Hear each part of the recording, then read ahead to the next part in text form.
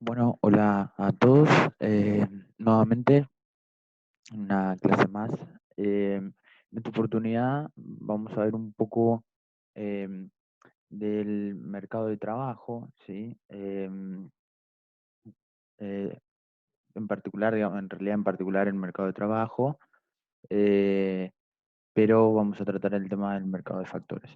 Em, en el mercado de factores, como uno lo podría pensar, digamos, y deducir, existen bien tantos factores de capital como factores como trabajo, bien, digamos, de los modelos que venimos analizando hasta ahora, así que podríamos bien tratar estas dos cuestiones. Sin embargo, el curso solo se enfoca en el mercado de trabajo, ¿sí? La bibliografía, sin lugar a dudas, es em, Nicholson, el capítulo 16, y Varian, el capítulo 26, ¿sí? Em, en particular, eh, el enfoque que le doy, eh, o- sí, que vamos a ver, es el mercado de trabajo.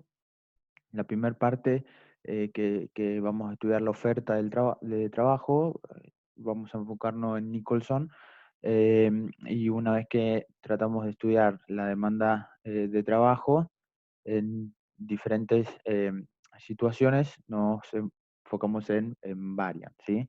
Varian intermedia y no Varian análisis micro, ¿tá? Bueno, lo principal para estudiar la oferta de trabajo es entender una cuestión, o más bien, digamos, los economistas, eh, eh, tratamos de entender un poco cómo se asigna el tiempo, ¿sí? O cómo el individuo asigna el tiempo entre las diferentes actividades o diferentes alternativas que pueden tomar a lo largo, por ejemplo, de un día, ¿sí? Em, ¿Por qué necesitamos saber cómo un agente económico o un individuo asigna el tiempo, asigna, sí, eh, cuánto tiempo dedica a cada actividad? Porque implícitamente está la cuestión del trabajo dentro de eh, de estas alternativas, de este conjunto de alternativas. Fíjense que volvemos siempre sobre lo mismo, digamos, en la cuestión de que hay varias alternativas, ¿sí? Pero siempre estamos acotados con alguna que otra restricción, y en este caso será muy particular, digamos. El primero es el tiempo, y lo otro serán los ingresos, ¿sí? Fíjense que cuando un individuo intenta asignar las actividades, diferentes actividades, como por ejemplo puede ser consumir bienes, digamos, todo tipo de bienes, no sé, desde un helado hasta algo recreativo o lo que fuere, hasta el cuidado de su propia persona.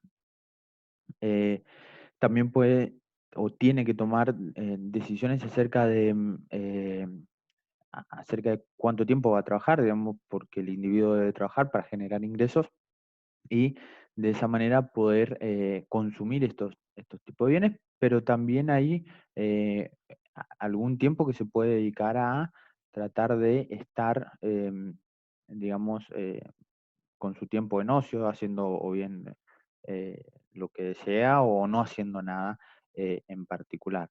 Entonces, cuando estudiamos nosotros las decisiones del individuo acerca de los bienes el tiempo que le dedica a consumir tales bienes o el tiempo que le dedica al ocio, implícitamente, como el tiempo está fijo, el resto, ¿sí? El resto, las otras decisiones, también se van ajustando endógenamente. Y en particular lo que nos interesa a nosotros es ver cómo el individuo asigna su tiempo, eh, entre consumo de bienes y consumo de ocio, ¿sí? Y cómo eso deriva en decisiones que tengan que ver con la oferta de trabajo, ¿sí? O cuánto trabajo puede llegar a ofrecer, ¿sí?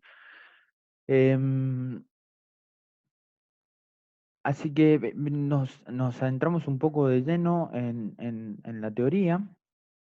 Em, Fíjense que vamos a estudiar un modelo de dos bienes. Estos dos bienes, o el trabajador, en realidad el individuo, tiene que tomar decisiones respecto a dos cuestiones. Una es más bien a trabajar y no trabajar, podríamos ponerlo así muy vulgarmente, pero si uno va un poco más allá, la cuestión es entre consumir y cuánto tiempo dedicar al ocio, ¿sí? Entonces, nuestro problema consiste en determinar cuánto tiempo va a dedicar a consumir bienes y servicios y cuánto tiempo va a dedicar a consumir ocio, ¿sí?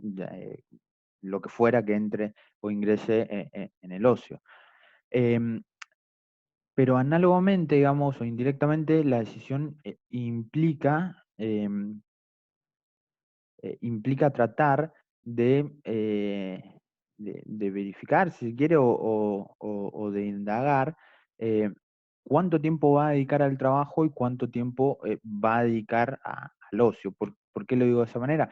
Bueno, porque para consumir necesita ingresos y lo único que le da ingresos en estas circunstancias es específicamente el trabajo. Entonces, eh, es evidente, digamos, de que tanto el ocio como el trabajo le generan algún tipo de utilidad y eso viene representado por esta función que obviamente, digamos, U' de C es positivo, ¿sí? Y U'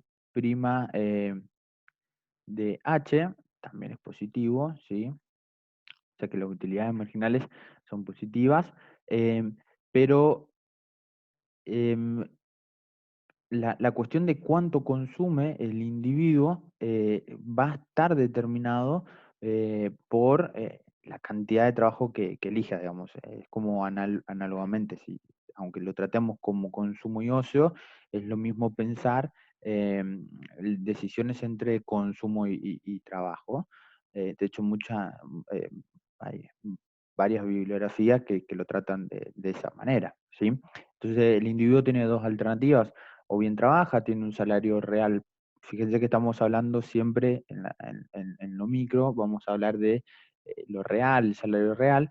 eh, Puede trabajar y tener un salario real por hora y por lo tanto puede bien consumir y si se dedica más a trabajar, entonces va a recibir el mismo salario, pero obtiene más ingresos porque trabaja más y puede consumir más.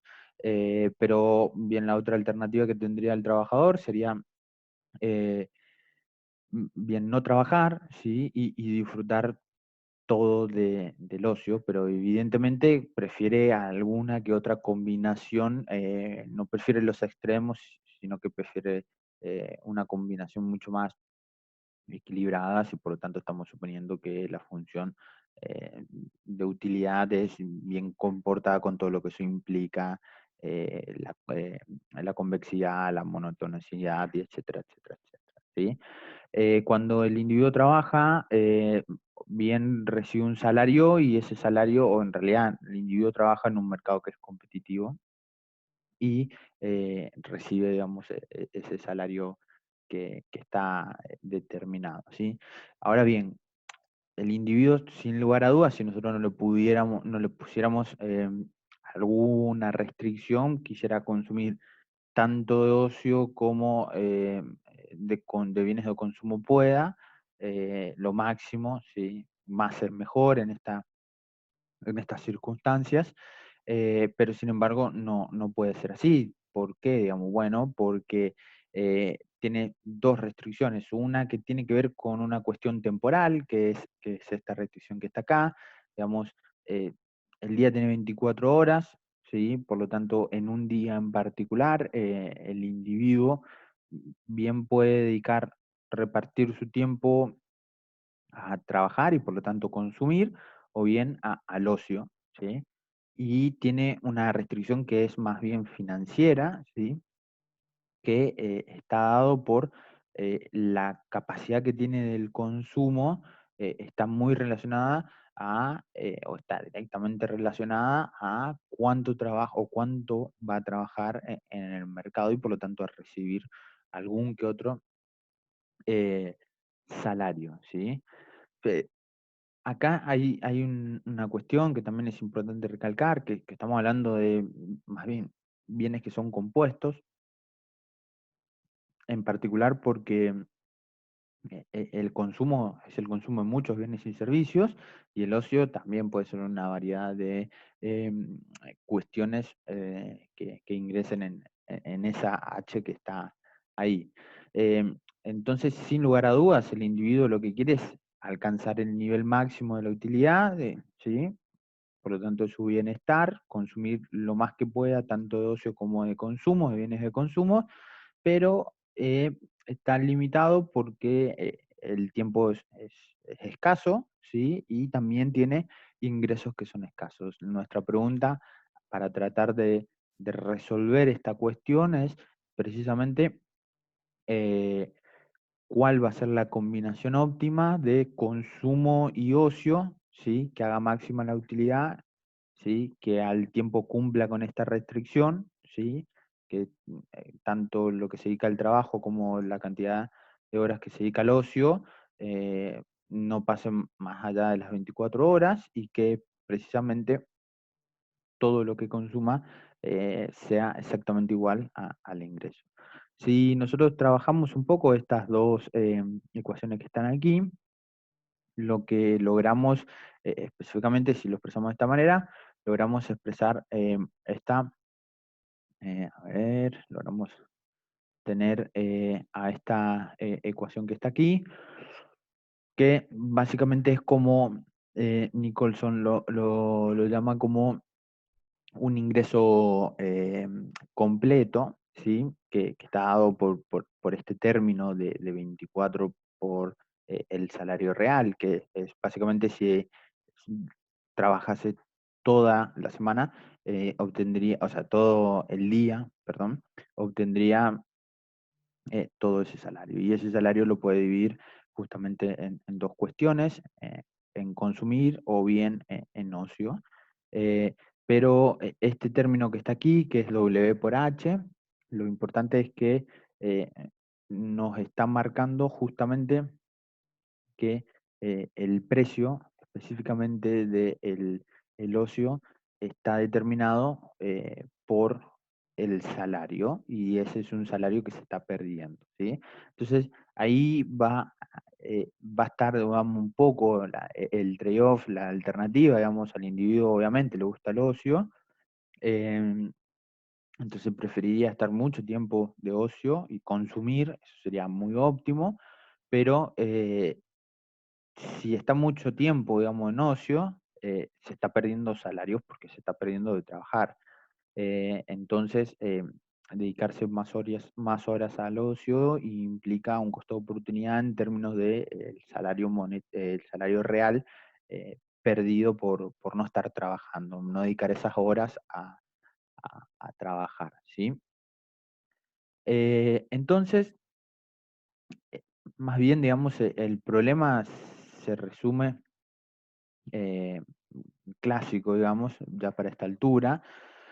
La idea sería encontrar bien la cantidad de cuánto va a consumir este individuo, cuánto va a dedicar o consumir el ocio, ¿sí? Cuánto tiempo va a dedicar al ocio y cuánto tiempo va a dedicar al consumo, ¿sí? Tal que haga máximo esta función de utilidad, sujeto a la restricción temporal, si se quiere, temporal y financiera que está implícitamente representado por esta ecuación que está aquí, ¿sí? Que es el ingreso completo que se lo puede destinar tanto al consumo como a el ocio, ¿sí?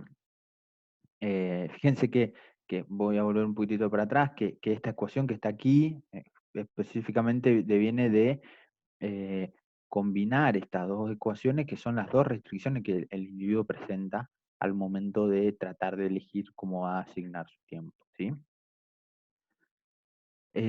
Bueno, lo resolvemos a través del lagrangiano, digamos, el método Lagrange. Planteamos la condición de primer orden. Obviamente, si lo tratamos y lo despejamos, llegamos a esto que está aquí, ¿sí? Es decir, el salario debería ser igual al cociente de la utilidad marginal del ocio, ¿sí? Y la utilidad marginal de consumo de bienes.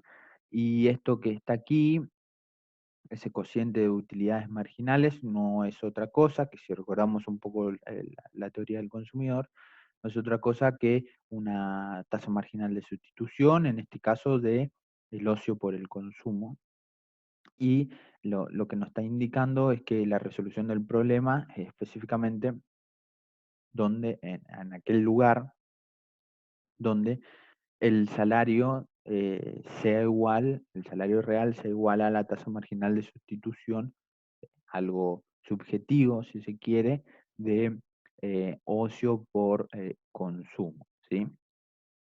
Caso clásico, digamos. Fíjense que si se quiere, esta, la- si se quiere, digamos, esta cuestión de tangencia, así que nosotros lo vemos gráfico, a ver, está por aquí, antes de llegar a esto, lo muestro acá.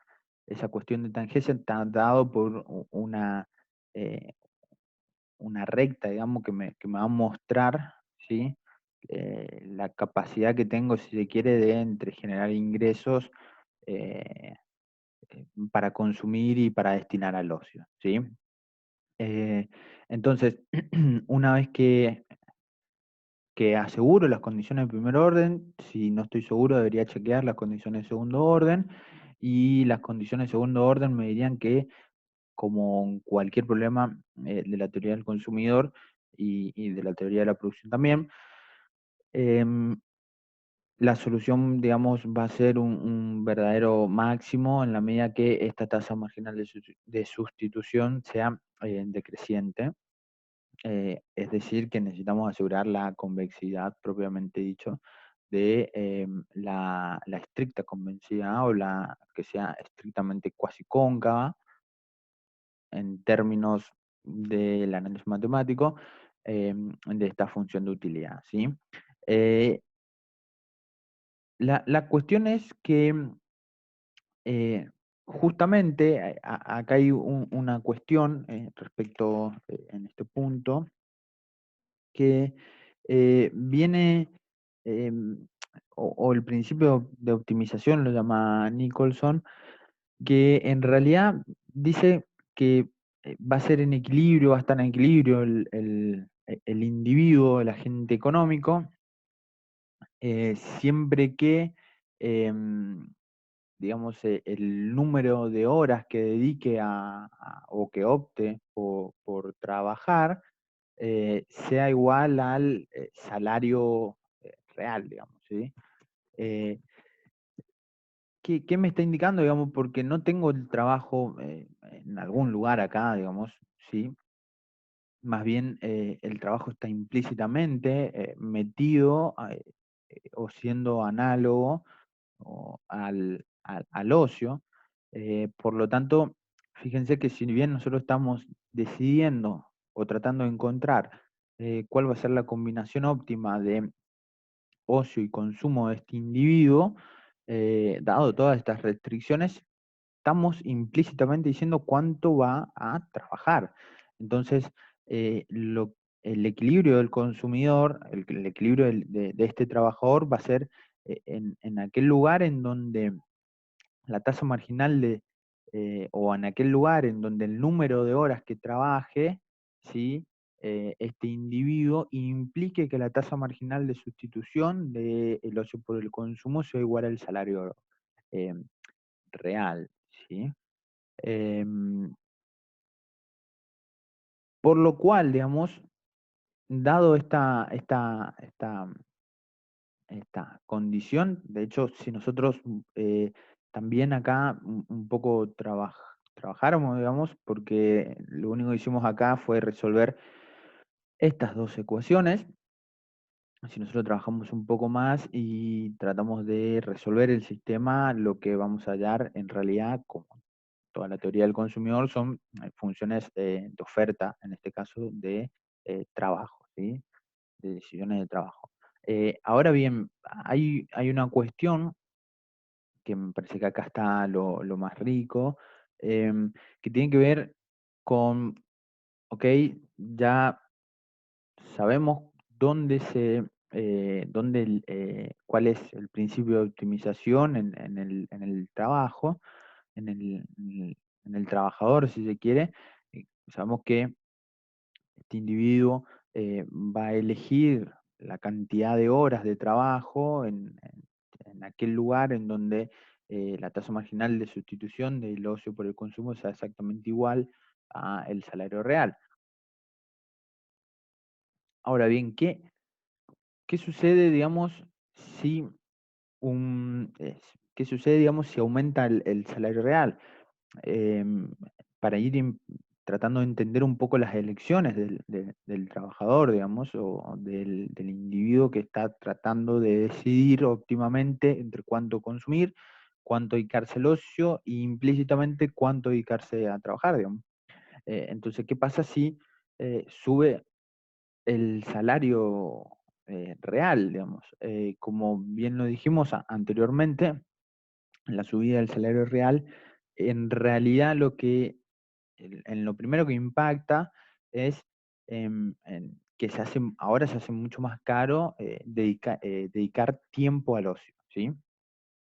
eh, Precisamente porque dedicar tiempo al ocio implica pérdida de salario. Entonces, mientras que me dedico más tiempo al ocio, entonces, y tengo un salario real ahora más alto, entonces me estoy perdiendo más salario real y por lo tanto me estoy perdiendo más consumo. Eh, entonces, efectivamente, digamos, si aumenta el precio del salario, aumenta el precio del ocio, tal como lo dice acá, y eso específicamente implica que el individuo, ¿sí? Al hacerse relativamente más caro, el ocio va a sustituir por empezar a consumir más. Y cuando es esta cuestión de que implica empezar a renunciar al tiempo que se dedica al ocio y empezar a dedicarse tiempo a consumir, en realidad implícitamente estamos diciendo que el individuo, cuando reduce la cantidad de tiempo que se dedica al ocio, está aumentando la cantidad de tiempo que se dedica al trabajo, ¿sí? Entonces, si bien, digamos, esta cuestión de efecto sustitución, ¿sí? De que aumenta el precio del el salario y entonces se encarece el tiempo que dedico al ocio, por lo tanto renuncio a ocio y consumo más, e implícitamente estoy diciendo que también trabajo más. Eso es un efecto sustitución y es negativo, pero eh, dado que el ocio es un bien normal, ¿sí? Que no lo especificamos antes, pero el ocio es un bien normal, digamos, tengo más ingresos, por lo tanto consumo más ocio, no consumo menos ocio, por lo menos es la característica que lo tratamos de poner aquí. Es positivo, está claro, digamos, tengo más ingresos, entonces quiero dedicar más tiempo al ocio, ¿sí? Aumenta o tiende a aumentar su demanda. Por lo tanto, tenemos eh, dos efectos que van en sentido contrario, ¿sí? Si bien en la teoría del consumidor nosotros em, veíamos que el efecto de sustitución y renta, en el caso de los bienes normales, iban para el mismo lado y solo digamos, en cuestiones casi teóricas o bienes inferiores iban en sentido opuesto. Acá indudablemente se trata de un bien normal y van para lados opuestos, ¿sí? Pero la cuestión es en realidad lo que nos interesa a nosotros es qué sucede cuando aumenta el salario real con las decisiones de oferta de trabajo. Y en realidad, fíjense que como es análogo, es inverso, cuando aumenta el salario real, se encarece, ¿sí? El costo de dedicar tiempo al ocio, por lo tanto renuncio a dedicar tanto tiempo al ocio, a dedicar el tiempo que estoy dedicando, eh, implícitamente estoy diciendo, entonces empiezo a trabajar más, o entonces aumento la cantidad de trabajo porque voy a consumir más.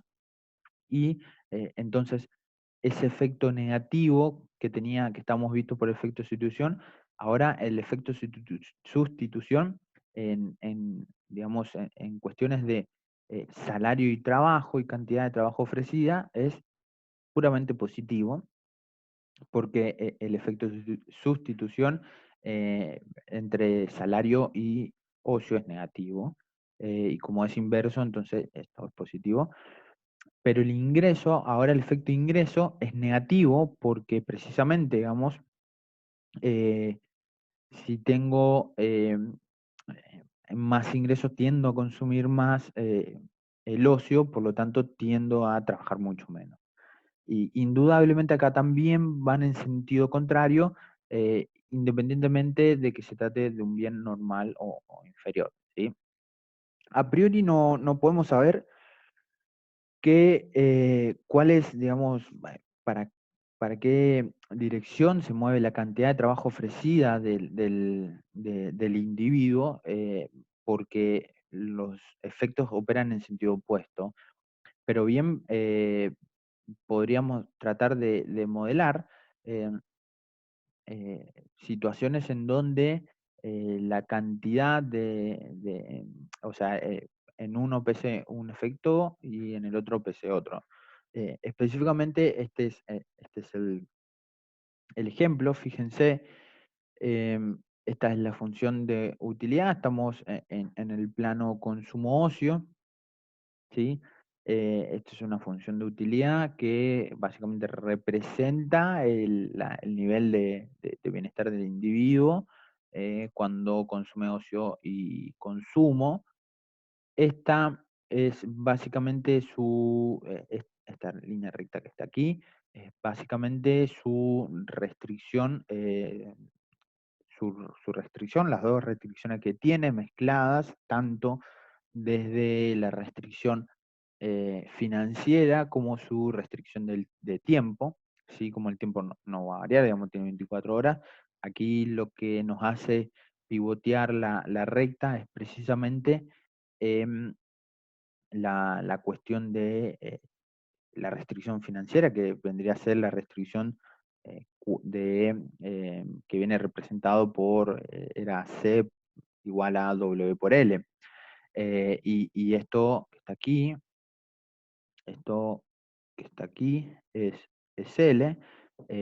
Si se acuerdan, L era, era en realidad tendríamos que L, a ver, más H iba a ser igual a 24, ¿sí? El tiempo que le podía dedicar al trabajo y el tiempo que le podía dedicar a el ocio, tenía como límite las 24 horas y podía dedicar a esos dos tiempos, a esas dos actividades, si se quiere, el individuo. Y también teníamos que el consumo, ¿sí?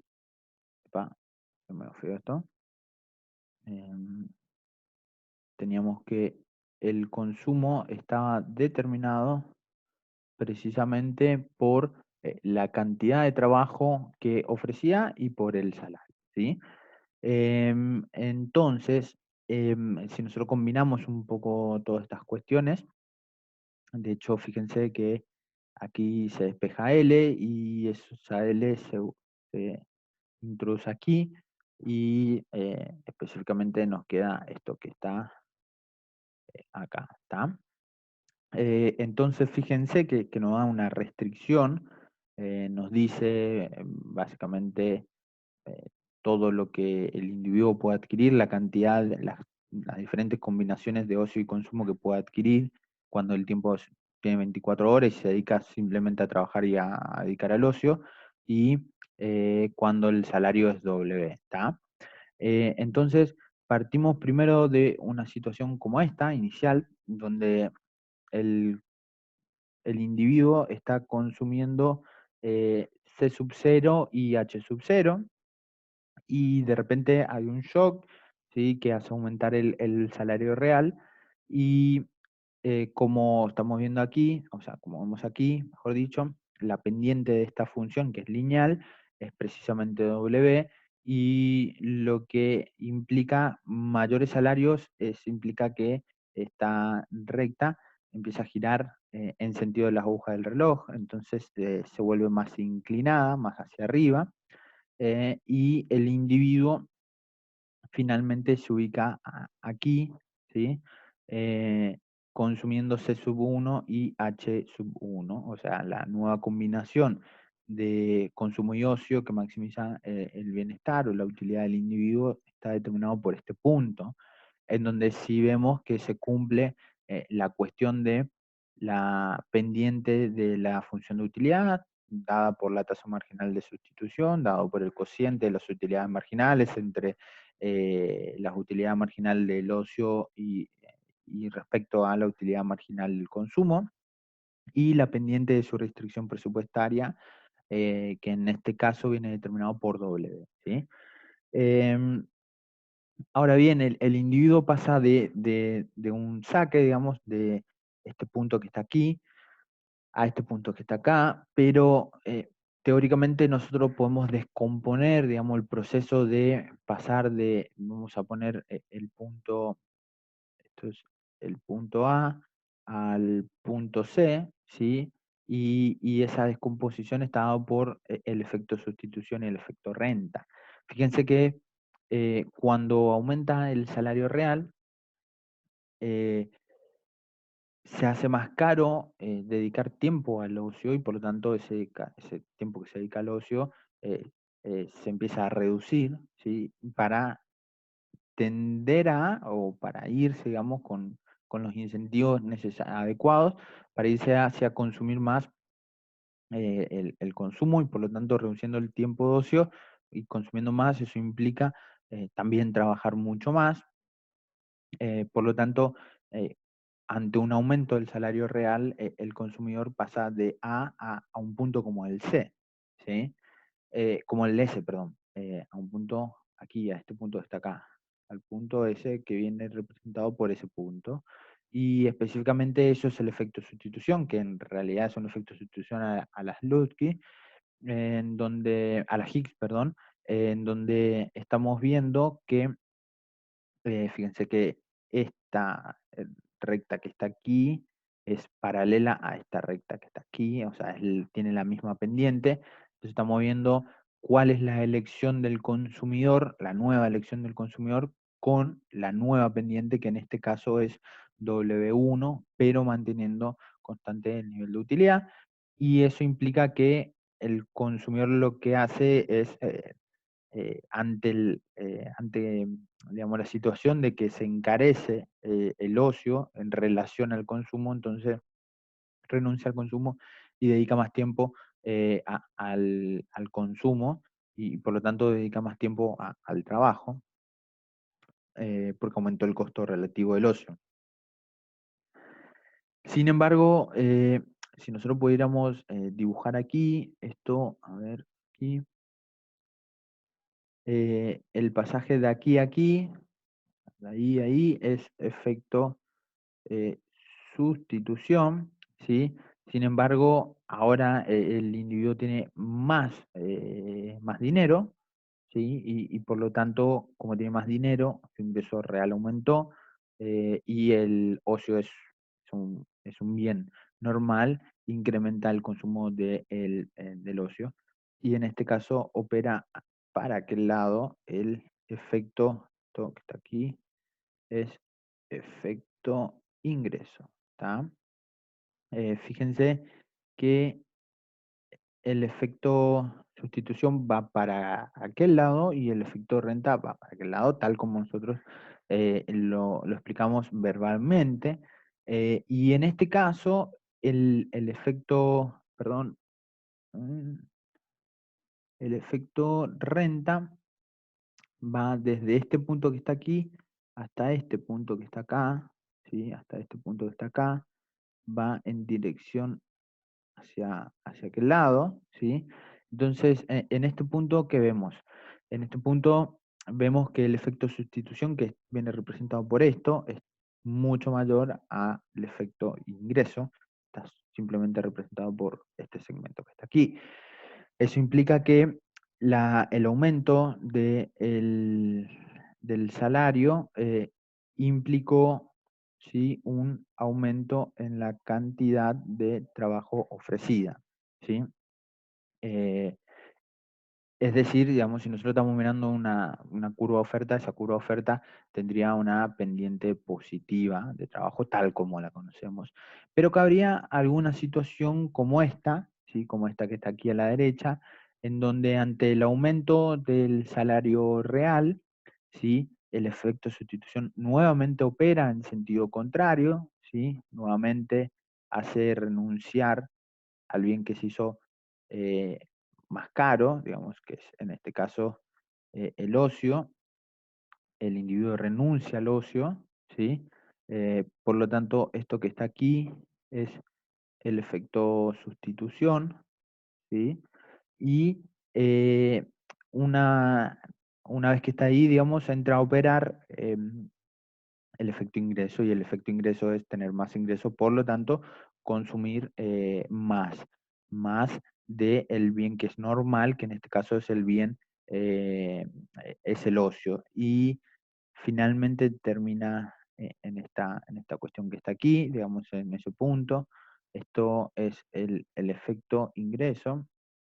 Y en este caso, fíjense que el efecto ingreso, ¿sí?, es mayor al efecto sustitución. Caso contrario de lo que sucede acá, ¿sí? El efecto sustitución era mayor al efecto ingreso. ¿Qué estamos viendo? Bueno, lo que en realidad terminamos de ver es, fíjense que la cantidad de ocio consumida aumentó desde H0 a H1, por lo tanto, la situación es esta: aumentó el salario real, ¿sí? Y la cantidad de trabajo disminuyó, ¿sí? La cantidad de trabajo disminuyó. Eso tiene que ver, digamos, con una situación que podría darse. Estas dos situaciones podrían darse tranquilamente en una curva de oferta, digamos, acá que tendríamos una curva de oferta dependiente negativa, ¿sí? Representado por esta situación. Entonces, en general, las curvas que nosotros vemos en los manuales, incluso en macroeconomía también, se ve, digamos, es una curva representada por esta situación que está aquí, en donde estamos suponiendo que el efecto de sustitución domina el efecto ingreso. Ahora bien, digamos, un poco de tratamiento, si se quiere, de matemática, eh, para encontrar la formulación, si quieren, en términos matemáticos, de esa ecuación de Slutsky, y ver si nos confirma el resultado que teníamos de manera gráfica en términos matemáticos, ¿sí? Bien, partimos de, hay dos cosas que tienen que saber. En primer lugar, una oferta de trabajo que está compuesta por esta función.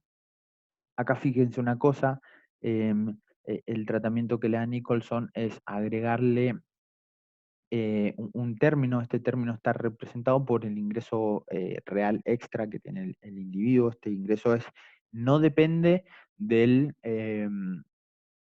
no depende de las decisiones de trabajo, si se quiere, y por lo tanto, si no depende de las decisiones de trabajo, en realidad no me altera la condición de optimalidad, si se quiere, de lo anterior que estamos viendo. Lo único que hace es desplazar esa recta presupuestaria hacia adentro o hacia afuera, en función de la magnitud del término, ¿sí? Eh, sí, una cuestión, digamos, ese ingreso real está determinado por ejemplo, puede ser dividendos que tiene el trabajador, sí, que no dependen de cuánto trabaje él. Fíjense que esto me está diciendo que voy a poder consumir, y si esto es positivo, voy a poder consumir incluso mucho más de lo que estoy ganando por mi trabajo, y eso puede ser prestaciones incluso por desempleo, prestaciones del gobierno, prestaciones por eh, lo que fuera, por transferencias, puede ser ingresos derivados de los intereses, dividendo, regalías, etcétera, etcétera, etcétera. ¿Sí? Una cuestión sí a determinar es que esta función específicamente se haya resolviendo todo el problema de optimización que lo vimos anteriormente. Una vez que nosotros resolvemos, obtenemos funciones de demanda, funciones de oferta, perdón, de trabajo, y eso es resolver ese sistema de tres ecuaciones con tres incógnitas que vimos en las condiciones de primer orden, ¿sí? Eh, Obviamente que si tenemos ya una función, una relación funcional bien especificada y tenemos números, si se quiere, vamos a poder encontrar estas cuestiones, digamos, pero estamos seguros de que resolver ese problema nos da funciones de oferta. Ahora bien, eh, la relación que hay entre la decisión de cuánto trabaja el individuo y este término n está dado por, por esto, digamos, es negativa, y es precisamente por efecto de sustitución, digamos. Si n, si, si n aumenta de repente, digamos, un shock que aumenta n, tengo más ingresos y por lo tanto, como el ocio es un bien normal, voy a consumir más ocio. Si consumo más ocio, tengo menos tiempo para dedicar al trabajo, por lo tanto, dedico menos tiempos al trabajo, y eso implica decidir, digamos, en contra de la cantidad de trabajo. Ahora bien, Nicholson también lo que hace es permite resolver el problema dual, que no es otra cosa que, fíjense que esto está expresado acá, C es igual a W por L, que es los ingresos de trabajar más un N, eh, y acá Nicholson lo que dice es tratar de encontrar cuál va a ser el gasto mínimo, o sea, tratar de encontrar la diferencia mínima entre lo que estoy consumiendo y específicamente los ingresos laboral para alcanzar un nivel de utilidad dado.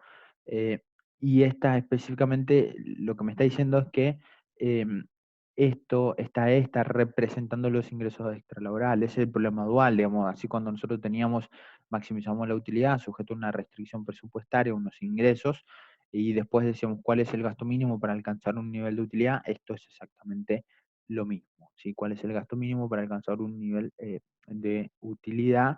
Eh, digamos, lo que tengo que elegir ahí es, eh, tengo que elegir justamente consumo y ocio. No está ocio acá, es evidente, pero si lo reemplazo a este ocio que está aquí, ¿sí? Por la condición que ya sabemos, que es que L más H es igual a 24, la restricción temporal, puedo hallar tranquilamente las condiciones de optimalidad, digamos. ¿Qué me da si resuelvo este problema? Como tantas otras veces resolvimos ese problema, me da una oferta, en la teoría del consumidor me da una demanda compensada, ¿sí? Porque me mantiene la utilidad constante, pero en este caso a mí me da una oferta, eh, si se quiere, una oferta compensada, lo llama Nicholson, y básicamente lo que me dice es la cantidad de trabajo, las relaciones entre la cantidad de trabajo y el salario, manteniendo constante el nivel de utilidad. Es decir, básicamente lo que me va a mostrar es cómo me voy desplazando a lo largo de esta curva de utilidad, ¿sí? Em, un poco de trabajo matemático, pueden llegar a esta ecuación, digamos, Nicholson la hace paso por paso, utiliza justamente estas dos cuestiones que están aquí para resolver, para hallar la ecuación de Slutsky, y esa ecuación de Slutsky lo que nos dice es tratar de descomponer ¿sí? El cambio que el cambio que tiene el salario real, o en realidad tratar de descomponer ese efecto de cambio en el salario real, entonces cambian las decisiones de trabajo, ¿sí? Em, y eso específicamente está representado por un efecto sustitución que viene representado de esta manera y un efecto, digamos, un efecto, si se quiere, ingreso, que también está representado de esta manera. Eh, lo pueden chequear, digamos, que esto es positivo, ¿sí? Fíjense que si aumenta el salario real, yo lo que me estoy moviendo es para arriba, ¿sí? Así, me estoy moviendo de aquí para allá, a medida que va aumentando el salario real, me voy moviendo de aquí para acá. Por lo tanto voy renunciando a ocio, y si voy renunciando a ocio, entonces voy trabajando más, ¿sí? Porque se tiene que cumplir esta restricción que está aquí. Entonces, esto es positivo. Ahora bien, esto siempre va a ser positivo. La pregunta es, ¿qué pasa con este término? Y este término es negativo porque lo vimos aquí. Digamos, tener mayores ingresos extra laborales, lo único que me implica es específicamente por el efecto ingreso mismo y porque es un bien normal consumir más ocio, por lo tanto consumir menos trabajo, o ofertar menos trabajo, ¿sí? La cuestión es bastante, me pareció bastante intuitiva en el sentido de que este signo, que sea positivo o que sea negativo, o sea, mayor a cero o menor a cero, eh, bien va a depender también un poco de este término, y este término tal y cual, digamos, la teoría del consumidor, en donde decíamos que en esos casos era, si quisiéramos en realidad encontrar un bien Giffen, deberíamos mirar, entonces la proporción, si le quiere, que se destina en el presupuesto de una familia, un individuo al consumo de ese bien, no es lo mismo, está claro, pero acá también entra a jugar cuánto trabajo estoy dedicando, o estoy ofertando, digamos. Si estoy ofertando más trabajo, ¿sí? Si este L es relativamente grande, entonces el efecto sustitución pondera mucho más, y quizás eh, aumentos en el salario real deriven en decisiones de oferta que impliquen trabajar menos, ¿sí? Eso es algo, algo similar a, quizás lo vieron, pero curvas de oferta que hagan, curvas de oferta que sean así, digamos, si el trabajo es más o menos relativamente grande, digamos, se trabaja mucho, quizás aumentos, perdón, esto es, quizás aquí es W, que es el salario real. em, Aquí, salario real, digamos, cuando el salario real es bastante alto y se trabaja bastante, aumento del salario real ya no implican decisiones eh, de aumentar el trabajo, sino que más bien contraer el trabajo, porque ya el efecto ingreso pesa mucho más que el efecto sustitución, ¿sí? Eh, en ese sentido, ¿está? Eh, bien,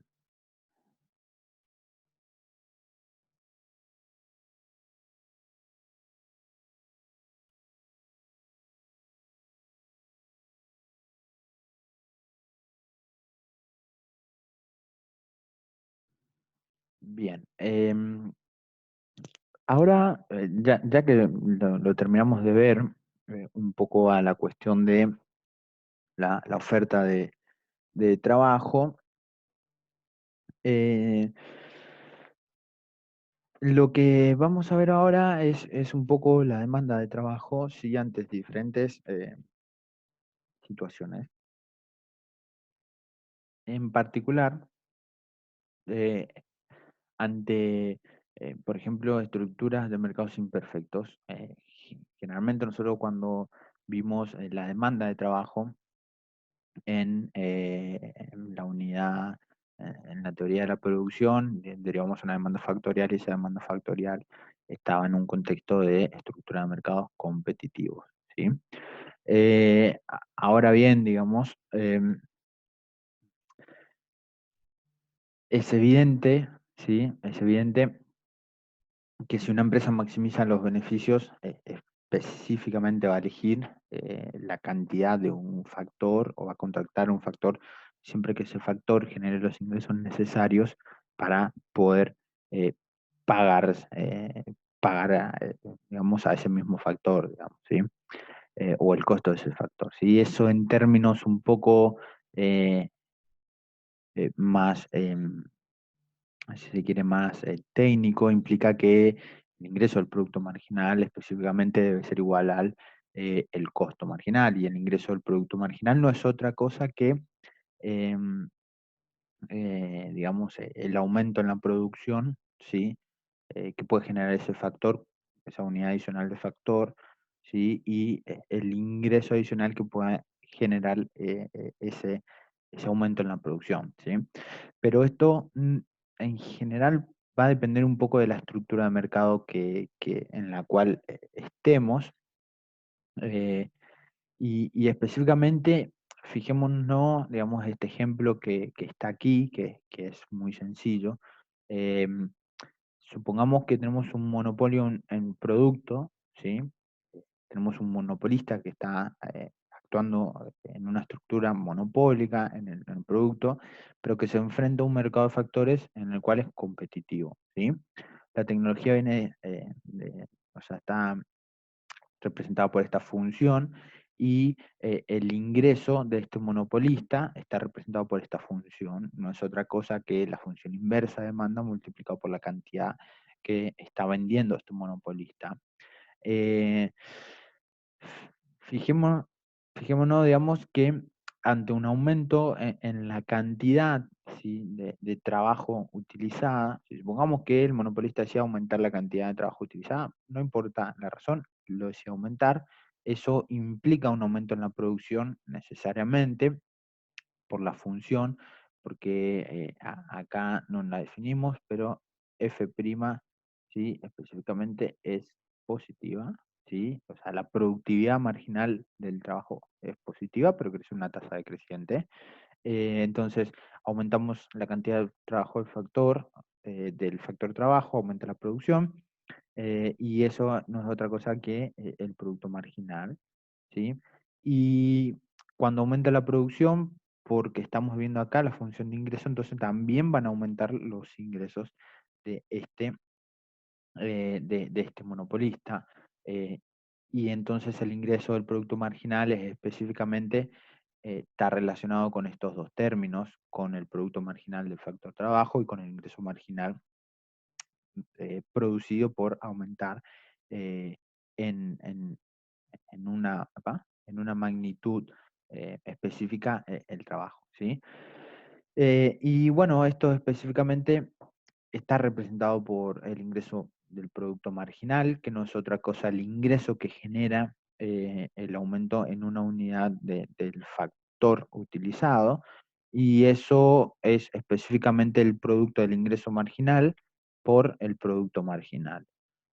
Si nosotros trabajamos un poco y en realidad recordamos un poco a qué era igual el ingreso marginal en un monopolio, está determinado por esta cuestión, ¿sí? De ahí viene incluso la regla de la elasticidad.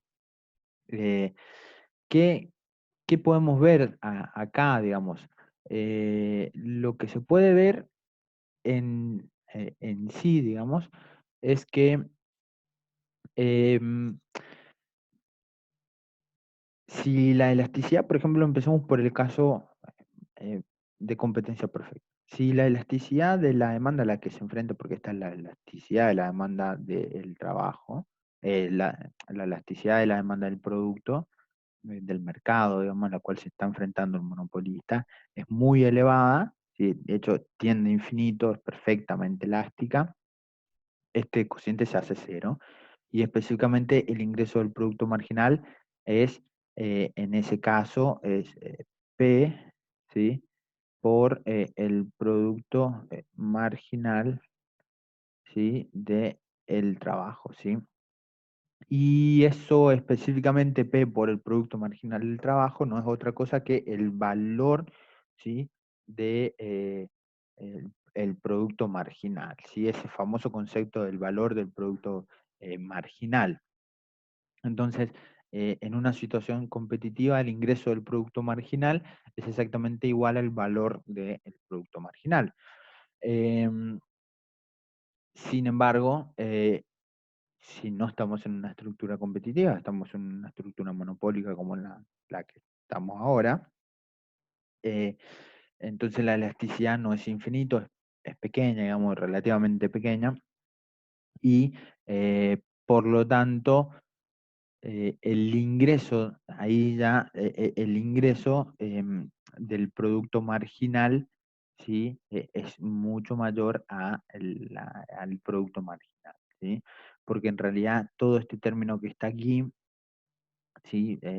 Va a ser más alto que P y por lo tanto eh, vamos a terminar en una situación eh, a ver si lo puedo mirar acá, ¿sí? En donde digamos, sí, el ingreso del producto marginal, ¿sí?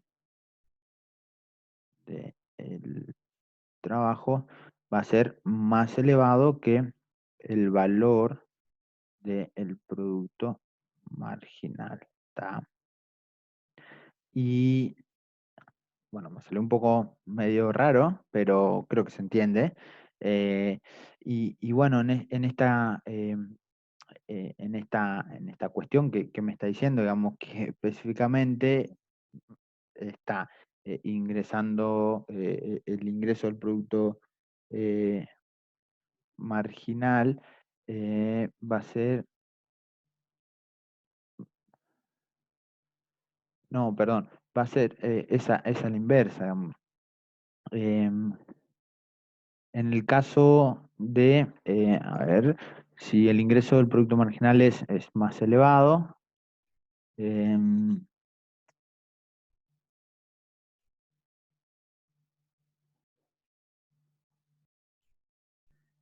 no, claro, específicamente es, a ver, esto es al revés. A ver, acá es específicamente esto, y es así, menor o igual, incluso el ingreso del producto marginal es menor o igual me falta acá la P, al valor del producto marginal. Y bueno, eso específicamente se da porque en realidad el ingreso marginal es menor al precio, ¿sí?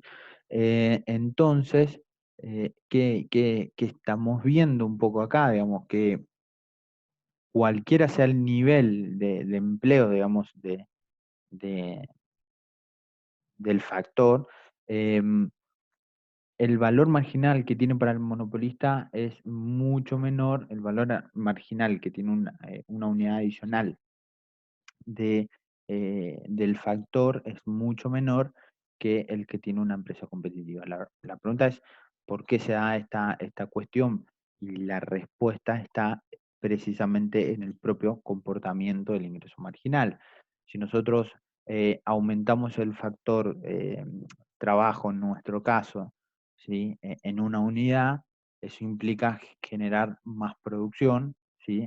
No importa en qué, pero genera más producción y generar más producción implica vender más, y si estamos en una estructura de competencia perfecta, no importa cuánto vendamos, el precio siempre va a ser P, porque nos enfrentamos justamente a una demanda infinitamente elástica en el valor de P. Pero ahora bien, si nosotros estamos ante una estructura de monopolio, en realidad vender más implica una caída en el precio y esa caída en el precio implica reducir el ingreso no solo de esa unidad adicional que estoy vendiendo, sino de todas las unidades inframarginales que ya las vendí o eh, que, que- que ya las vendí, ¿sí? Entonces disminuye el ingreso básicamente de todas el resto de las unidades. ¿Tá? Eh, entonces, desde ese punto de vista, el valor que le da, el valor marginal que le da el monopolista a una unidad más de trabajo es específicamente inferior al que le da la competencia o una empresa en competencia perfecta, porque justamente la competencia perfecta no tiene ese impacto en los precios de vender a unidades adicionales. ¿Está? Em, bueno, justamente aquí estaba, digamos, me hice un lío.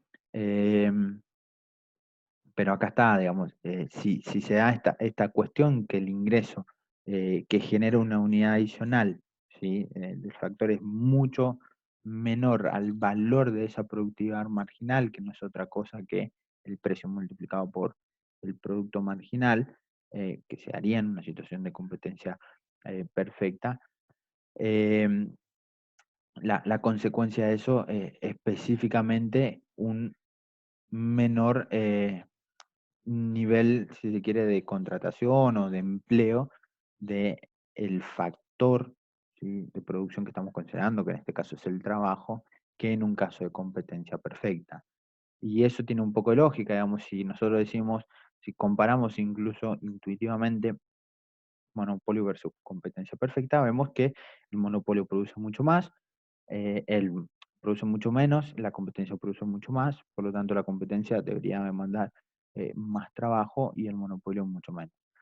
¿Cómo lo podemos comprobar? Bueno, supongamos que se enfrentan los dos al mismo salario, digamos W, sabemos que el equilibrio, si quiere, de la empresa para contratar trabajo es específicamente igualar el ingreso del producto marginal con el valor del producto marginal, si se quiere, o el ingreso del producto marginal, igualarlo al costo marginal, que en este caso, en el caso de la competencia, el costo marginal del trabajo, de contratar una unidad más de trabajo, vendría dado por el valor del producto marginal, que es igual al salario. ¿Está? Eh, de esta manera,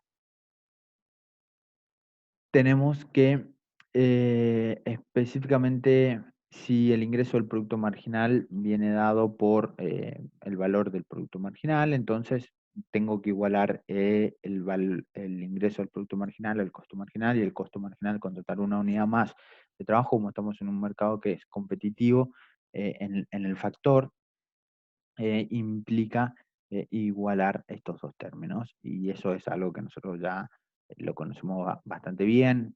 Si nosotros despejamos P aquí, es como la productividad marginal debe ser igual al salario real, ¿sí? Ahora bien, si estamos en el caso de un monopolio, sabemos que el ingreso del producto marginal está determinado por esta fórmula, ¿sí? Por lo tanto, si nosotros igualamos el ingreso del producto marginal junto con el costo marginal, que es el salario, tenemos esta cuestión que está aquí, y ya sabemos de antemano que, eh, porque lo tenemos aquí, porque nos lo da también intuitivamente esto que está acá. eh, Esto va a ser mucho menor a esta cuestión. Por lo tanto, si yo tengo este término que me hace menor al precio, ¿sí? Es un término que me hace menor al precio, lo único que me puede modificar aquí es la productividad marginal del trabajo, ¿sí?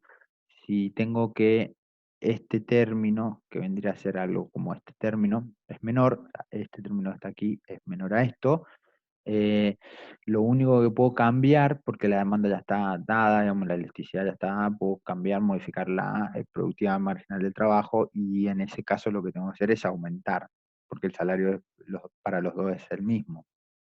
Entonces, si necesito aumentar la productividad marginal del trabajo, no puedo contratar más porque la productividad marginal del trabajo, eh, digamos, está atada a la ley de rendimientos decrecientes. Entonces lo que necesito es disminuir la cantidad de trabajos y de esa forma aumentar la productividad marginal del trabajo. Eh, y de esta forma me queda verificada que específicamente el monopolio contrata mucho menos el factor del trabajo que en el caso de una competencia perfecta, ¿sí? Gráficamente es un poco esta cuestión que está acá, digamos. Esto es el valor de la productividad marginal del trabajo y esto es el ingreso a la productividad marginal del trabajo, ¿sí?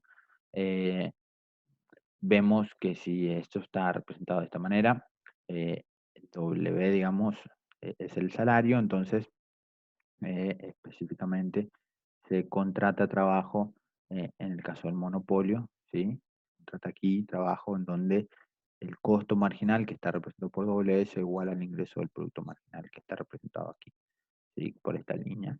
Y eso específicamente me da un nivel de empleo aquí y si tengo el valor del producto marginal, en una situación de competencia perfecta, por ejemplo, contrataría este nivel de empleo, ¿sí? Igualando en este punto el, el ingreso del producto marginal, que está representado por el valor de la productividad marginal del trabajo, a el costo marginal del trabajo, ¿sí? Ah, bien. Em, bien. Ahora pasemos al caso de un monopsonio, ¿sí? Un monopsonio, quizás lo escucharon, pero es muy similar a un monopolista, pero en realidad es un único comprador en el mercado. Un monopolista es un único vendedor en el mercado, un monoopcionista es un único comprador en el mercado. Ahora bien, ¿cómo esto modifica la demanda de trabajo? Eh, lo vamos a ver, pero deberíamos tener en cuenta que em, deberíamos tener en cuenta que ahora cambia la situación porque si es el único que va a comprar un factor, en realidad estamos tratando, vamos a ver, un monoopsonista eh, que vende su producto en un mercado competitivo, ¿sí? Pero que compra, ¿sí? Los factores de producción que utiliza para producir ese producto que lo vende en un mercado competitivo, en un mercado que es en el cual él es el único que está operando, ¿sí? Entonces, el monoopcionista ve que cuando él aumenta su demanda, ¿sí? Se modifican los precios de los factores, ¿tá? Eh, ya no sea el caso anterior de que se podía contratar lo que se quisiera, ¿sí? Y el precio del factor siempre iba a estar fijo porque era un mercado que era eh, de competencia perfecta, sino que ahora a medida que se modifica la demanda, se van a modificar los precios. Vamos a suponer que esta tecnología de producción va a ser la que va a prevalecer, que va a utilizar un solo factor, y también de que la oferta de trabajo va a estar representada por esta función inversa y que tiene pendiente positiva, ¿sí? Y eso implica que en este caso predomina el efecto sustitución y no el efecto renta. Si tuviéramos un efecto renta, tendríamos una pendiente, una función de oferta de pendiente negativa, ¿tá? Bueno, ¿cómo decide un poco? La cuestión es tratar de encontrar el nivel de empleo que haga máximo los beneficios. Fíjense que como es una empresa que opera en un mercado de competencia perfecta en el producto, el precio está dado, puede elegir cuánto desea producir y vender todo eso al nivel de precio que está prevalecido, ¿sí? Pero tiene que tener en cuenta la influencia en cuánto elige ese factor de trabajo, porque ahora los precios, a medida que él elige un nivel de producción, ¿sí? Un nivel de factor, van a ser distintos, ¿sí? Eh, Obviamente, establezco la condición de primer orden, si derivo esto es P, pa, eh, acá, P por, eh, digamos, P por la productividad marginal, ¿sí? Del trabajo, que es la derivada de F respecto a L, menos eh, el costo marginal, que en este caso, fíjense que de vuelta esto es el valor de la productividad marginal del trabajo y esto va a ser el costo marginal.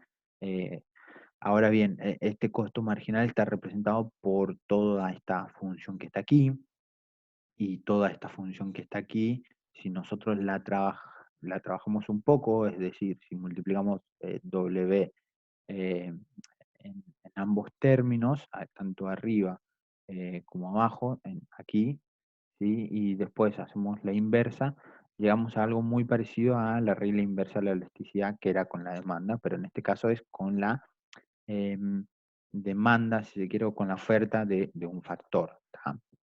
Eh, ¿qué nos dice un poco esta cuestión? Fíjense que esto que está aquí es el costo marginal y a medida que em, a medida que voy aumentando el nivel de empleo, ¿sí? Que voy utilizando, voy pagando un salario más alto, ¿sí? Pero no solamente pago el salario más alto por la unidad que estoy consumiendo adicionalmente, ¿sí? Porque estoy demandando más, sino que también por todas las unidades inframarginales. Por lo tanto, em, el costo marginal siempre va a ser más alto que el precio de ese factor. Caso inverso a lo que era el ingreso marginal en el caso de un monopolista, que iba a ser inferior al precio. En este caso, el costo marginal siempre va a ser más alto que el precio de ese factor y eso está, o sea, explicado, digamos, por la cuestión de que eh, mayor nivel de empleo de ese factor implica mayores salarios y ese mayor salario no es solamente por las unidades marginales, sino que también por las unidades inframarginales, ¿sí? Si nosotros lo trabajamos un poco aquí, lo representamos de esta manera, ¿sí? Valor de la productividad marginal igual al costo marginal, pero sabemos que eh, se nos da esta cuestión, terminamos con esto, ¿está? ¿Qué nos dice un poco esta cuestión que está aquí? ¿Qué nos dice? Em, lo que nos está indicando es que el valor de la productividad marginal del trabajo sí va a ser mucho más alto al salario que se paga, ¿sí? En términos muy prácticos, lo que nos termina diciendo es, ¿sí? Que lo que produce el trabajador adicional y por lo tanto eh, se puede vender, ¿sí? Porque eso es la producción adicional del trabajador. ¿Tá? La producción adicional del trabajador multiplicado por el precio es básicamente eh, el ingreso extra que puede generar ese trabajador, ¿sí? Es superior al salario que se le va a terminar pagando, ¿tá? Y eso viene determinado por esto que está aquí, em, por, viene determinado por esto que está aquí, porque fíjense que esto es positivo, esto es la elasticidad de la oferta, ¿sí? Es positiva, la elasticidad de la oferta es positiva, entonces siempre me va a quedar uno más uno sobre algo, que en términos prácticos es 1, algo, si yo sumo eso, siempre va a ser 1, algo. Si por ejemplo este es 1 sobre 2, entonces me queda 1,5, si le voy dando números, siempre me queda 1, algo. Por lo tanto, de esa manera estoy diciendo que la productividad marginal es el salario por 1, tanto, ¿sí? Es más alta la productividad, el valor de la productividad marginal que el salario. De ahí se deriva esta conclusión que está aquí. Y de ahí se deriva que los ingresos que genera el trabajador son superiores al salario que se termina pagando. ¿Qué sucede si la oferta es perfectamente elástica? Lo que sucede es que esto tiende a infinito y si tiende a infinito, estamos en una situación de competencia perfecta, ¿tá? Porque justamente el valor de la productividad marginal del trabajo, representado por este término, va a ser exactamente igual al costo marginal, que ese costo marginal es el salario, ¿está? Entonces, si no estamos en una situación de competencia perfecta, el costo marginal el costo marginal de contratar un trabajador adicional va a ser mayor a el salario pagado. Específicamente si estamos en una situación de un monoopsonista, ¿sí? Em, bueno, ¿cuáles son las implicaciones un poco de esto? Dado que el costo marginal es superior al salario, eh, entonces necesito que este término de aquí aumente, ¿está? Em, y este término va a aumentar, ¿sí? Si específicamente aumenta la productividad marginal del trabajo. Como P está fijo, lo único que me puede variar aquí, ¿sí? es la productividad marginal del trabajo. Y eso va a específicamente aumentar en tanto y en cuanto caiga la cantidad de trabajo utilizada en este proceso productivo. ¿Por qué lo comparo, digamos, con W? Bueno, porque W es el caso de una competencia perfecta, digamos. Si fuera perfectamente elástica la oferta, entonces el valor de la productividad marginal debería ser igual al salario. Si no lo es, entonces el costo marginal es mayor al salario y esto tiene que empezar a aumentar. Y eso puede aumentar en la medida que se varíe la productividad marginal del trabajo. Y eso específicamente se da siempre y cuando caiga la cantidad del factor utilizado. Esto es un ejemplo que está en Varian, fíjense, digamos, lo pueden ver, digamos, está representado en una función lineal, pero lo interesante de esto es que esto es la curva de oferta, ¿sí? Es la curva inversa de oferta, ¿sí? Representada por una función lineal. Esto que está aquí es, fíjense, es el ingreso del producto marginal, ¿sí? O el valor del producto marginal. Y esto es el costo marginal, ¿está? Esto es el costo marginal que tiene este monopsonista. Y específicamente siempre va a ser, fíjense, es- este punto sobre la línea negra me están reflejando el nivel de salario, ¿sí? Y los puntos que están por esta línea gris, epa, por esta línea gris, específicamente me reflejan el costo marginal de contratar una unidad adicional, que siempre va a ser superior al precio, salvo en este punto, y eso se da porque contratar una unidad adicional tengo que aumentar el precio y ese aumento de precio es para esa unidad, pero también para las unidades inframarginales, ¿está? Específicamente, eh, el ingreso, si se quiere, el valor del producto marginal, se iguala o el equilibrio se da en donde el ingreso del producto marginal de contratar del trabajo en realidad es igual al costo marginal o en donde el valor de la productividad marginal es igual em, al, al costo marginal. Fíjense que acá hablo indistintamente del ingreso del producto marginal y el valor del producto marginal porque estoy trabajando en un mercado de competencia perfecta en el producto, pero estoy trabajando en un mercado monopsónico en el mercado de factores. ¿Tá?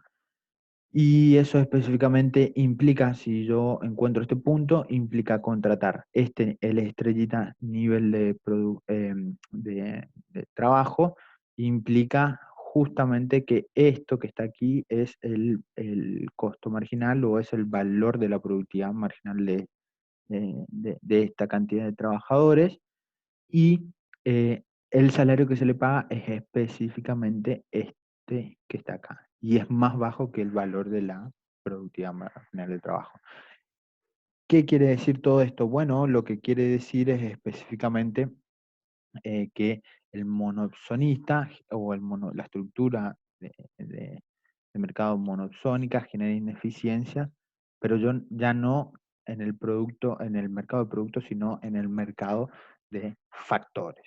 ¿Sí? El monopolio genera ineficiencia en el mercado de productos y el monopsonista genera ineficiencia y de hecho la ineficiencia viene representada específicamente por este triangulito que está aquí en el mercado de factores, porque en realidad si estuviésemos en competencia perfecta, este sería, ¿sí? El salario que se le pagaría, que sería igual al, y este sería el nivel de empleo que tendría este, este mercado, ¿está? Si estuviésemos en competencia perfecta. Perfecto. Bueno, finalizando ya un poco, tenemos el, digamos, monopolio en cadena es el tema, ¿sí? Ya vimos cómo opera, digamos, la demanda de trabajo o qué resultado tiene la demanda de trabajo ante una situación en la cual tenemos un monopolio, ¿sí? Que monopolio en la venta de su producto pero se enfrenta a una estructura de mercado competitiva en el mercado de factores y vimos en la cual tenemos a un monopsonista que se enfrenta, digamos, como único comprador en el mercado de factores, pero es específicamente digamos, vende su producto en un mercado competitivo, es un productor competitivo en el mercado de productos, pero trabaja en un mercado de factores imperfecto. Ahora supongamos que tenemos dos monopolistas en un mismo mercado, ¿sí? Y ese monopolista, y tenemos dos, ¿no? A uno le llamamos el monopolista de arriba, ¿sí? Para hacer alusión a aguas arriba, o sea, el que está detrás de alguien. em, y ese monopolista básicamente produce un producto X, ¿sí? Con costo marginal constantes, con una tecnología, fíjense, rendimiento constante a escala, ¿sí? Y vende a un precio K su producto, ¿está? Él trabaja en un monopolio en el producto, ¿está? En el mercado de producto, vendiendo X a un precio de K. Ahora bien, existe otro monopolista que utiliza de insumos el producto X, ¿sí? Utiliza insumos del producto X para producir un bien y vender en un mercado monopólico de productos también este bien y a un precio P, ¿tá? Ambos trabajan con rendimiento constante a escala en la tecnología y la función de producción viene determinado por esta forma funcional, ¿tá? La demanda es una demanda lineal, vamos a suponer, porque lo vamos a desarrollar con un ejemplo, es una demanda lineal y la función de producción del monopolista de abajo, sería el último en la cadena, está representado por esta función que está aquí. Claramente que tiene rendimientos constantes a escala, ¿sí? Em, lo primero que tenemos que resolver, digamos, la idea es un poco encontrar cuánto produce, cuál es el nivel de producción, si tenemos dos monopolios en una estructura de mercado, o sea, en una cadena de valor, tenemos dos monopolistas, ¿sí? Y luego comparar con una situación de si tuviéramos un monopolio integrado, es decir, solo una empresa que en vez de dividirse entre dos, ¿sí? Pueda producir solo la empresa, ¿tá? Empezamos primero con el monopolista de abajo, el último eslabón en la cadena, ¿sí? Y este tipo, digamos, este monopolista, lo que necesita es encontrar el nivel de producción, resolvemos básicamente como un monopolio, tal que haga máximo los beneficios. Y eso implica específicamente hacer máximo esto está aquí. Esto es la función inversa de demanda, nivel de producción. K es el costo marginal, ¿sí? ¿Por qué K es el costo marginal? Porque específicamente utiliza para producir fíjense que está aquí, utiliza para producir el insumo, utiliza para producir el producto que produce la empresa que está en el eslabón anterior a ella, que es el monopolista de aguas arriba, que el precio de venta es K, ¿sí? Entonces ese precio de venta es el costo de este monopolista. Asumimos que no tiene otro costo, ¿está? Desarrollando un poco, llego a que eh, básicamente el nivel de producción es esto que está aquí, ¿sí? A menos K sobre 2B, y como establecí que este monopolista, la función de producción de este monopolista es, para producir una unidad de producto necesito una unidad del factor, para producir dos unidades del producto necesito dos unidades del factor, o sea, hay una relación 1 a 1. Entonces, si esto es el nivel de producción que hace máximo los beneficios, entonces eh, esto es la demanda de el factor que utiliza en su proceso de producción, y por esa relación 1 a 1, es la misma. Ahora bien, el monopolista arriba, el que está en el eslabón anterior, ¿sí? A la cadena, de hecho, quien le vende el producto X, se enfrenta justamente a esta demanda, porque esta es la demanda del producto del producto del monopolista de arriba, ¿tá? Esta es la demanda específicamente. Fíjense por qué es la demanda, porque me da un nivel de, de factor óptimo, ¿sí? Eh, y asociado con un nivel de precio, ¿tá? Ese nivel de factor óptimo es el que está asociado con el nivel de producción que maximiza los beneficios, ¿tá? Entonces, esta es la demanda a la que se enfrenta el monopolista que está anteriormente y que le provee de este producto. Si nosotros despejamos de aquí, nosotros despejamos de aquí K, y esto sería como la función de demanda, ahora ya pensemos como una función de demanda, para resolver el problema del monopolista arriba, el primer eslabón en la cadena, deberíamos encontrar la función inversa de demanda, tal como acá está en una función inversa, y esa función inversa es despejando esta demanda que está aquí. Una vez que encontramos, lo que tenemos que hacer es igualar el ingreso marginal al costo marginal. Sabemos que el costo marginal es C.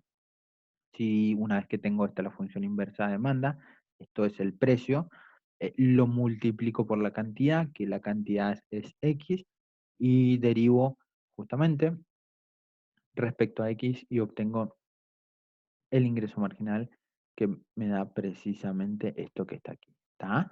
Em, si lo igualo al costo marginal, obtengo que eh, el nivel de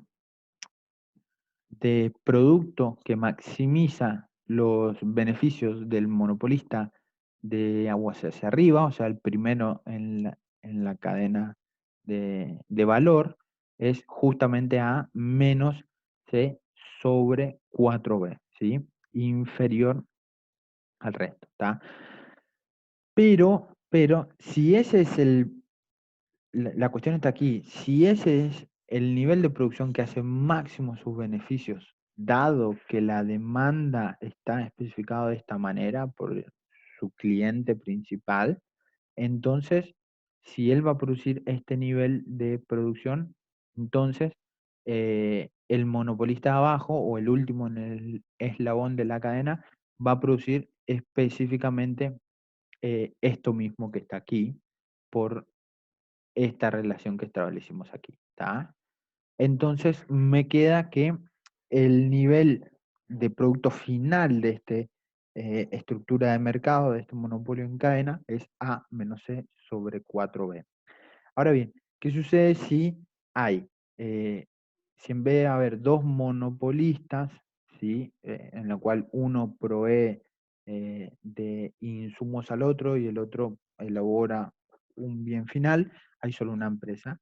Si nosotros tomamos la función inversa de demanda y justamente lo igualamos al costo marginal, vamos a suponer que el costo marginal es C, vamos a encontrar que el nivel de producción que maximiza los beneficios del monopolista, que suponemos que está completamente integrado, es A menos C sobre 2B.